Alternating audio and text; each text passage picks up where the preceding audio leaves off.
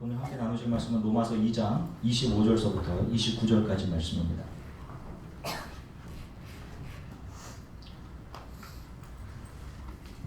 로마서 2장 25절부터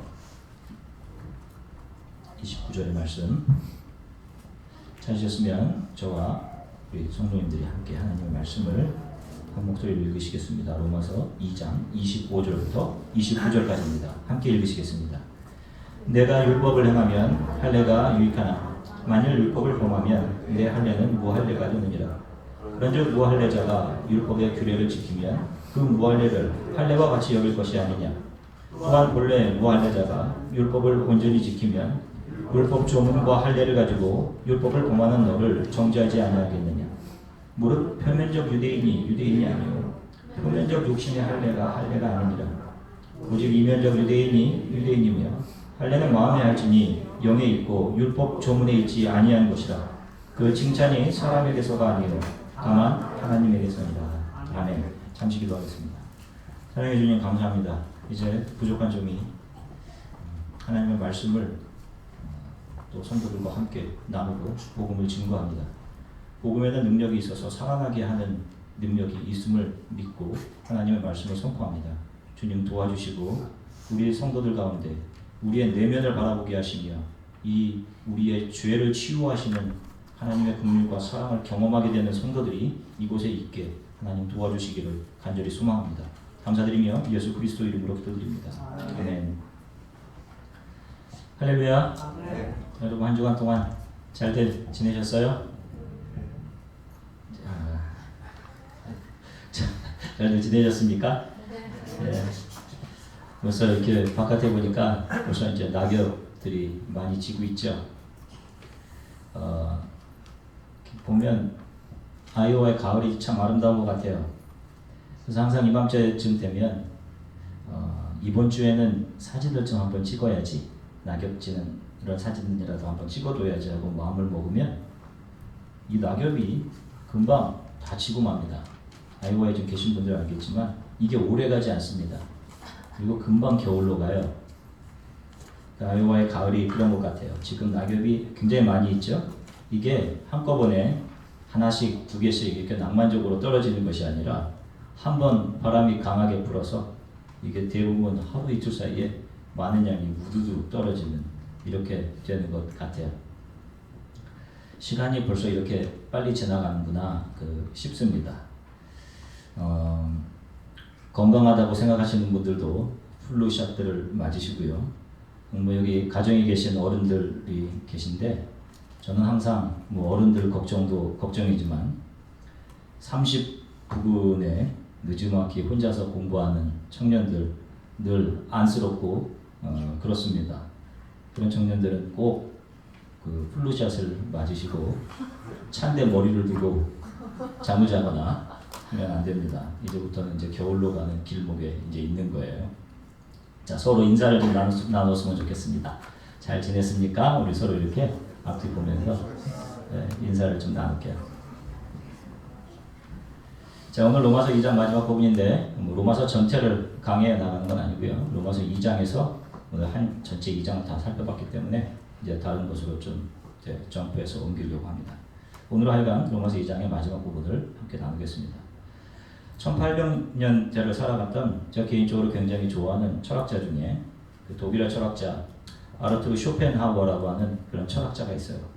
우리가 뭐 개인적으로 좀 여러분들이 쇼펜하우어에 대해서 알고 있는 분들은 이 사람이 굉장히 염세주의적인 철학자입니다. 특별히 이 사람이 30세에 그 완성한 그의 저서 의지와 표상으로서의 세계라는 이 책들을 읽어보면 이 사람이 얼마나 인간 의지에 대해서 심도 있게 다루고 있는지를 알아요. 깊은 통찰을 인간 의지에 대해서 가지고 있었던 철학자인데 그의 철학을 통해서 그의 시각으로 인간을 바라보면 인간은 마치 새장 안에 갇혀있는 새처럼 자신이 있다는 사실도 모른 채 살아가는 그런 인생으로 인간의 삶을 묘사합니다. 그의 철학은 온통 인간에 대한 비관으로 점철되어 있어요. 특별히 그의 책 중에 인생을 생각한다를 보면 그는 인간의 의지는 권태와 가난이라고 하는 이 두 사이에서 진자 운동하는 추와 같다. 이런 표현을 사용합니다. 인간의 의지가 권태, 가난 사이를 왔다 갔다 하는, 가난해진 배와 욕구를 채우기 위해서 인간의 의지가 한쪽으로 움직여갑니다. 그리고 이 가난과 욕구가 채워지면 금방 그것의 실증과 권태를 느끼고 또 다른 욕망과 굶주림을 향한 인간의 의지의 추가, 바로 반대편 방향, 권태를 향해서 움직여 간다는 것입니다. 이 얼마나 여러분 정말로 이 답답한 인간의 의지에 대한 해석입니까? 여기에는 어떤 비전도 없고 소망도 없는 거예요. 결국 인생을 마감하는 동안 인간의 의지는 때때로 뭔가 새로움을 향해 나갈 것 같은 기대를 주는 것 같지만 결국에는 가난과 권태 사이를 단순히 왔다 갔다 하면서 움직이다 삶을 끝나게 되는 것이다 라고 말을 하고 있어요. 쇼펜하우어는 인간의 의지는 삶에 대한 의지인데, 인간이 의지를 갖는다는 것은 인간이 살아있음을 표출하고 있는 증거고요. 살고자 발악하는 것이다 라고 이야기합니다.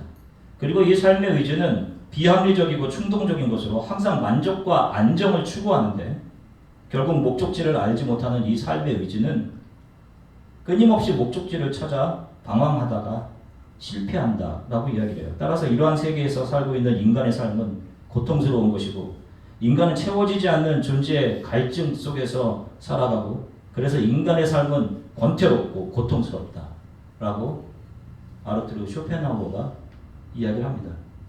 사람들은 자신의 의지가 자신들의 삶을 성공으로 이끌어 갈 것이라는 기대와 환상과 비전을 가집니다. 아마 여러분들도 여러분들의 삶에 대한 그런 기대와 비전들이 있을 거예요. 그리고 그런 비전에 가까이 갔다가 그런 비전의 권태를 느끼고 다른 또 비전을 향해 방향을 돌린 적이 분명히 있을 것입니다. 내가 조금 힘을 내면 되겠지. 내가 이런 방향으로 움직이면 내가 조금 더 행복에 가까이 갈 수 있겠지. 이런 생각을 가져요. 인생이라는 것은 다시 되돌릴 수가 없어요. 되돌릴 수 없는 것이기 때문에 역사상 수많은 사람들이 이 기만에 속아서 자기의 의지가 이끄는 대로 따라가다가 결국에는 인간의 시간을 허비하고 떨어지는 가을의 낙엽처럼 죽음으로 자신의 인생들을 마감해 간 것입니다. 지금도 그렇게 하고 있고요. 사탄에 의해서 움직이는 인간의 의지는 결국 인간에게 행복과 선을 줄 것 같은 환상과 비전으로 포장된 욕망을 따라가게 됩니다. 한번 채워진 인간의 욕망은 또 다른 욕망을 향해서 나아가려고 해요. 이 진자운동을 계속적으로 반복하면서 그렇게 한 번뿐인 우리에게 주어진 인생의 삶의 시간을 다 사용하고 결국에는 사탄이 그 사람의 영혼까지 취해가는 그런 비극으로 끝나게 되는 것이에요. 이것이 우리가 살고 있는 이 세상에서 계속적으로 반복적으로 일어나고 있는 일들입니다. 성경은 죄로 타락한 인간의 의지는 가능하면 하나님으로부터 멀어지려고 하고 자신의 죄성을 익스큐즈하고 감추려는 경향으로 나타나게 되어 있다라고 이야기를 합니다. 그러다 보니 사람들이 신경을 쓰는 부분이 어디냐 하면 어떻게 하면 나의 겉을 포장할까라는 것입니다. 이 약함과 죄성을 포장할까? 겉으로 드러나는 거예요. 범죄한 아담과 이브에게 가장 먼저 필요했던 것이 자신들의 죄성과 부끄러움과 치부를 감추는 옷이었던 것처럼 사람들은 그 옷을 찾아서 자신의 치부와 죄성을 가리는데 자신의 인생의 대부분의 시간들을 다 허비한단 말입니다. 그리고 그런 것 속에 내 내면이 숨을 수 있다라고 생각을 해요. 그래서 마음이 조금 좋지 않을 때 옷이라도 한번 바꿔 입고 나가보자. 그러면 기분이 좋아질지 몰라. 이런 생각을 하게 된단 말입니다. 그러나 여러분 생각해 보십시오. 내면에 문제가 생겼는데 여러분 이 내면의 문제가 외형의 모양새를 조금 고친다고 해결되겠습니까?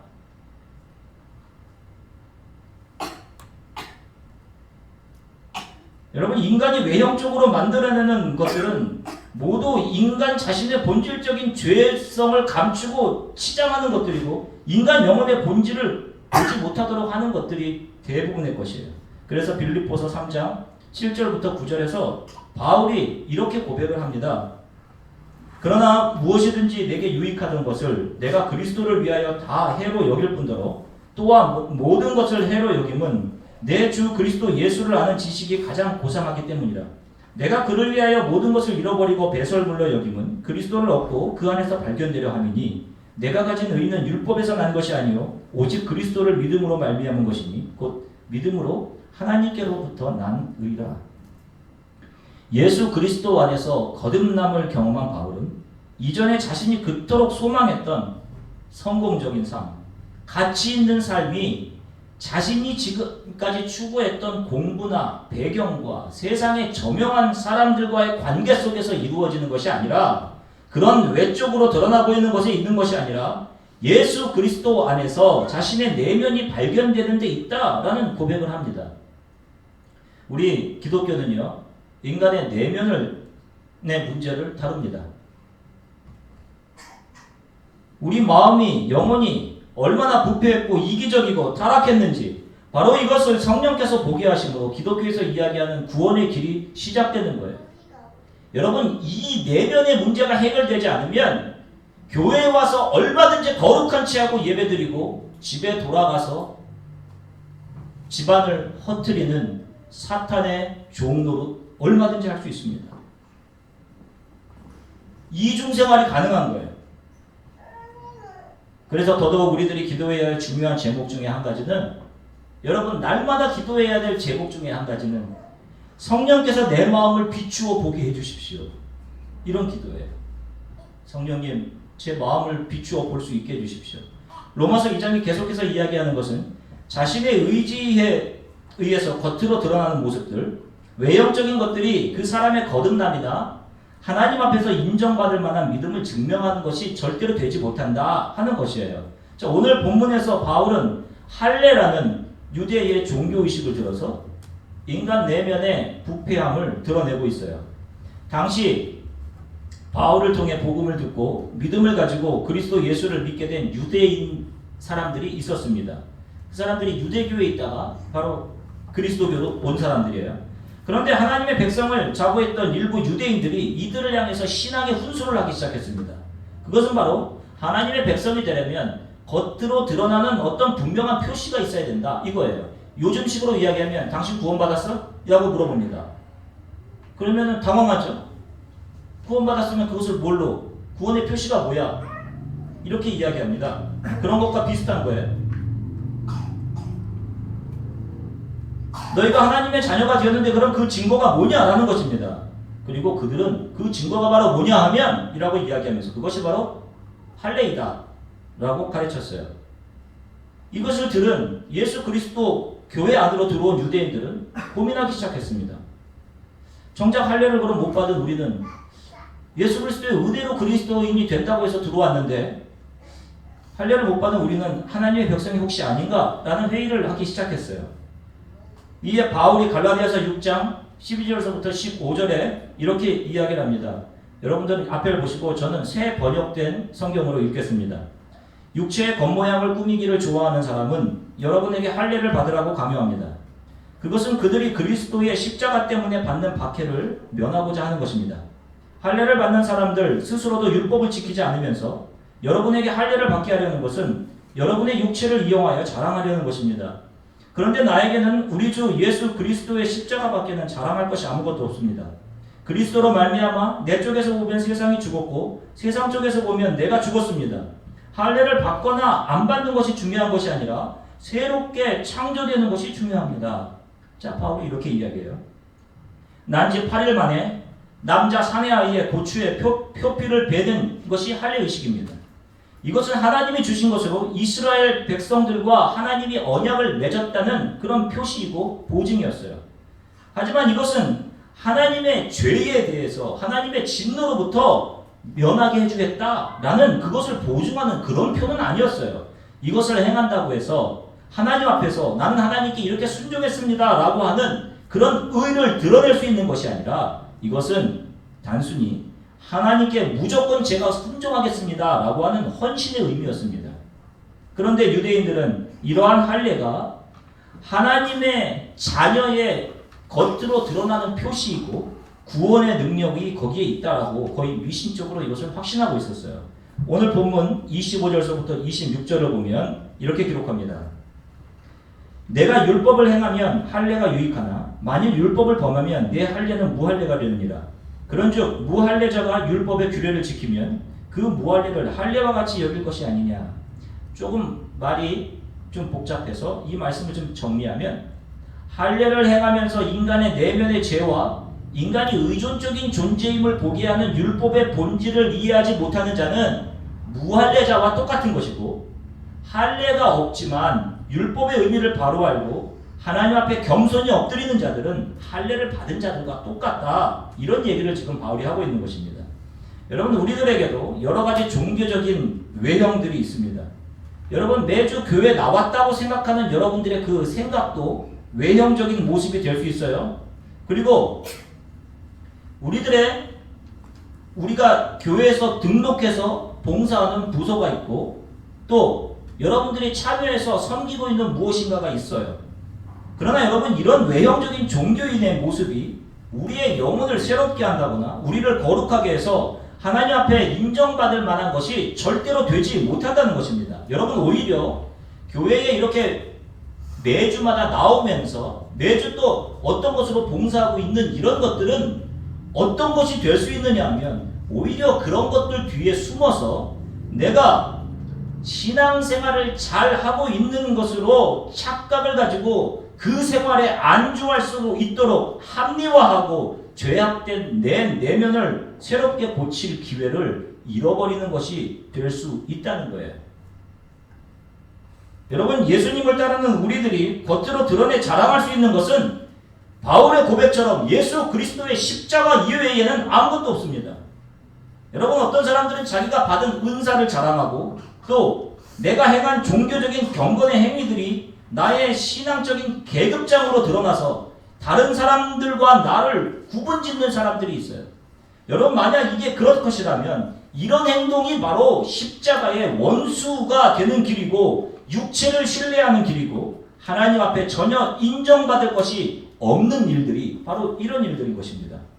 내 자랑은 십자가라는 말은 나의 죄를 용서하시고 자신의 몸을 매개로 하나님과의 관계를 회복시켜 주신 주 예수 그리스도의 희생과 나를 향한 하나님의 사랑을 감사하고 감격하면서 매일매일을 겸손히 살아가는 거예요. 여러분, 이것이 십자가를 자랑함입니다. 한 무리의 사람들은 외형적으로 드러나는 방언이라는 은사가 성령을 받아서 거듭난 하나님의 사람의 표징이다, 성령 받은 증거다, 거듭남의 증거다, 이렇게 가르쳤어요. 여러분, 그러나 이것이 얼마나 하나님에 대한 무지인지를 알 수 있습니다. 여러분, 드러나는 방언이 어떻게 성령 받고 거듭난 증거가 될 수 있어요? 그러면 바울이 고린도전서 13장 1절에서 이렇게 고백합니다. 내가 사람의 방언과 천사의 말을 할지라도 사랑이 없으면 소리나는 구리와 울리는 꽹과리가 되고.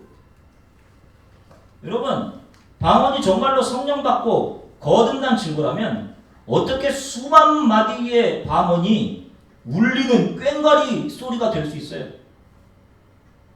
어떻게 이게 가능합니까? 미안하지만 여러분, 거듭남의 본질은 사랑이 있습니다. 나와 같이 악하고 죄의 늪에 빠져서 방향을 모르고 수고로이 살아가는 나를 용서하시고 자녀 삼아주시고 영원한 생명의 길로 이끄시는 하나님의 사랑에 감화되어서 그 사랑의 전달자로 살아가는 거예요. 여러분, 바깥의 온도가 아무리 추워도 적당한 온도에 맞춰놓은 방 안에는 언제나 온기가 있는 것처럼 십자가 안에서 하나님의 사랑의 온기 안에 거하는 사람들은 내 주위의 상황이 아무리 춥고 거센 비바람이 바깥에 몰아친다 할지라도 그 십자가 안에서 하나님의 사랑의 온기를 느끼며 안전하고 평안함을 그 안에서 느끼며 살아갈 수 있는 것입니다. 성경이 말하는 것은 율법을 지킨다든지 의를 행한다든지 할례를 행한다든지 하는 것은 하나님의 자녀가 되는 방법이 없다는 것입니다. 우리가 하나님의 자녀가 되는 길은 오직 한 길입니다. 믿음으로입니다. 지금 유대인들이 자신들의 하나님을 향한 열심과 종교성의 대표적인 상징으로 들고 있는 할례에 대한 자랑과 자부심이라는 것은 결국 자신들의 종교적인 만족과 안위감을 얻기 위한 부패한 인간의 의지의 표출에 불과하다라는 것입니다. 구약에서 이미 할례를 주시면서 하나님은 이스라엘 백성에게 할례의 의미를 정확하게 알려주셨습니다. 신명기 10장 16절서부터 17절에 보면 이렇게 기록하고 있어요. 그러므로 너희는 마음의 할례를 행하고 다시는 목을 곧게 하지 말라. 너희의 하나님 여호와는 신 가운데 신이시며 주 가운데 주시오. 크고 능하시며 두려우신 하나님이시라. 사람을 외모로 보지 아니하시며. 자, 여기 보십시오. 할례를 어디다가 행하라라고 합니까? 어디? 마음에 행하다라고 있습니다. 계속해서 예레미야 4장 4절을 보세요. 예레미야 4장 4절에 보면 이렇게 기록합니다. 유다인과 예루살렘 주민들아, 너희는 스스로 할례를 행하여 너희 마음 가죽을 베고 나 여호와께 속하라. 그리하지 아니하면 너희 악행으로 말미암아 나의 분노가 불같이 일어나 사르리니 그것을 끌 자가 없으리라. 이미 구약에도 예레미야 선지자는 이스라엘의 육신의 표피를 베어내는 할례가 아니라 마음의 가죽, 나의 죄성을 가리고 있는 겉으로 드러난 종교적인 모양새 안에 숨어있는 그런 기만들이나 위선을 베어버리고 하나님 앞에 돌아올 것을 촉구한 거예요. 겉으로 드러난 행위들이나 그럴듯하게 거룩하게 보여지는 종교적인 옷들 안에 숨겨진 내 마음이 하나님 앞에 정직하게 드러나는 것이, 이것이 중요한 것입니다. 이것이 할례예요. 그래서 내 마음을 찢고 내가 이렇게 악한 인간임을 하나님 앞에 눈물로 고백하고 회개하는 이것이 바로 마음의 할례이고, 마음을 새롭게 하며 이러하는 자들이 바로 심령이 가난한 자들이고 애통하는 자들이에요. 바로 하나님의 나라가 바로 이런 자들의 유업으로 주어지게 되는 것입니다. 우리가 이 세상의 영역을 나눌 때 크게 정치, 경제, 사회, 문화, 종교의 범위로 나눕니다. 이 영역 중에 가장 고귀하고 사회를 도덕적으로 정화하고 선과 사랑과 평화를 추구하는 영역이 바로 종교의 영역이에요. 그런데 여러분 보십시오. 반면에 이 종교처럼 인간의 사악한 내면이 안전하게 숨어 있을 수 있는 곳도 없어요. 신의 이름으로라는 캐치프레이즈 뒤에 숨어서 인간의 내면의 사악함은 수많은 잔인과 극악을 정당화합니다. 지금 보십시오. 여러분 이 세상에 지금 일어나고 있는 악들을 보세요. 이 악이 정치에서 기인하는 거냐 경제에서 기인하는 거냐, 미안하지만 대부분이 종교에서 기인합니다. 지금 이 세상에서 일어나고 있는 참혹한 살상과 참수 테러들 이면에는 아이러니하게 자비와 사랑을 추구하는 종교가 그 뒤에 자리 잡고 있어요. IS 이슬람 국가라는 단체, 시아파 이슬람 강경파들, 그들이 벌이는 테러와 비참함 속에 종교 신을 가장한 인간의 악한 의지가 그 중심에 자리 잡고 있는 것입니다. 우리가 이들을 비난하고 있을 처지만 되지 못해요. 실은 우리가 내가 경험한 종교의 어떤 경험을 잣대 삼아서 다른 사람들을 평가하고 비판하고 판단하는 것이 지금 종교의 이름으로 자행되고 있는 잔혹함과 참담함을 만들어내는 그들과 눈에 보이기에 잔혹함의 강약만 조금 있을 따름이지 그것과 별반 다른 바가 없다라는 것입니다. 지금 그런 일들이 교회들에서 일어나고 있다는 거예요. 개신교가 나오기 전 캐톨릭은 하나님의 이름으로 수많은 사람들을 죽이는 일을 정당화했습니다. 십자군 운동이 그랬고 100년 전쟁, 1618년 로마 캐톨릭과 개신교 사이에 있었던 30년 전쟁, 수많은 사람들이 신의 이름으로라는 문구 뒤에 숨어서 자신의 사악감을 표출했고 살인을 정당화했어요.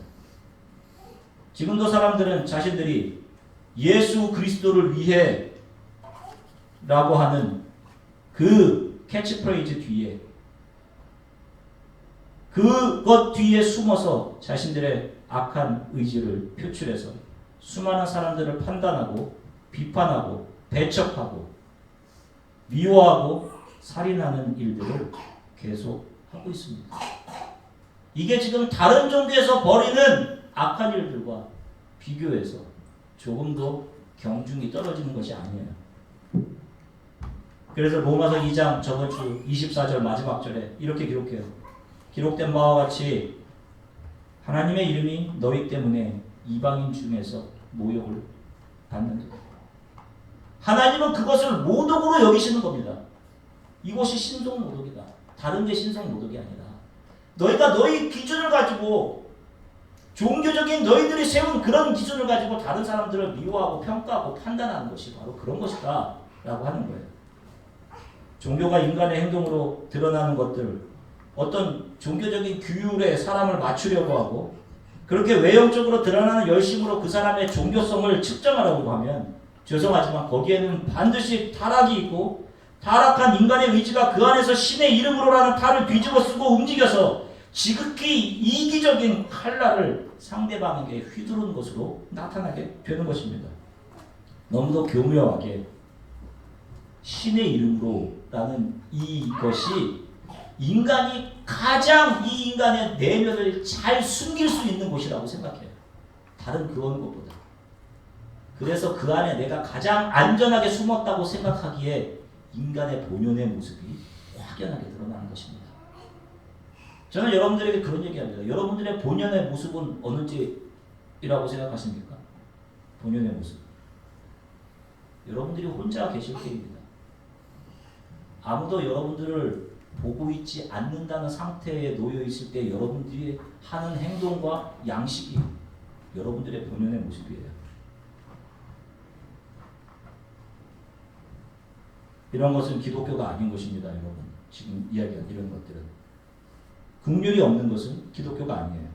나를 포함한 우리 모두를 하나님을 등지고 타락해서 집을 떠나 집을 잃고 방황하는 동등한 객체들로 보고 하나님의 긍휼로 치유를 받아서 집으로 돌아오게 된 자들이 자신을 다시금 아들, 딸로 받아주신 그 아버지의 긍휼로 자신과 동등한 위치에 있는 다른 객체들을 보면서 그들을 집으로 다시 돌아오게 하는 일들을 하게 되는 것이 바로 기독교인들, 크리스천의 삶인 거예요.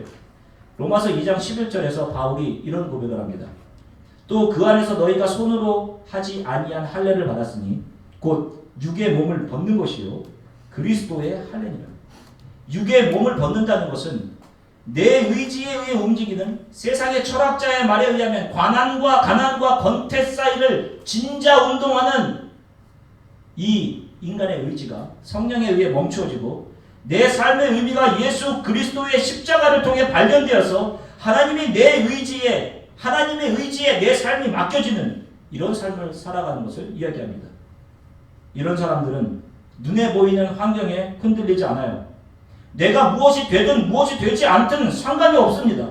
자신의 존재 이유를 예수 그리스도의 십자가 안에서 발견하고 발견된 그 사명과 가치를 향해서 자신의 인생의 길을 걸어가요.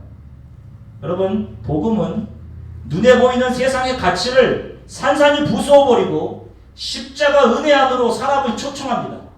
그렇기 때문에 복음이 선포될 때 이 복음이 우리의 인간적인 귀에는 굉장히 거슬립니다.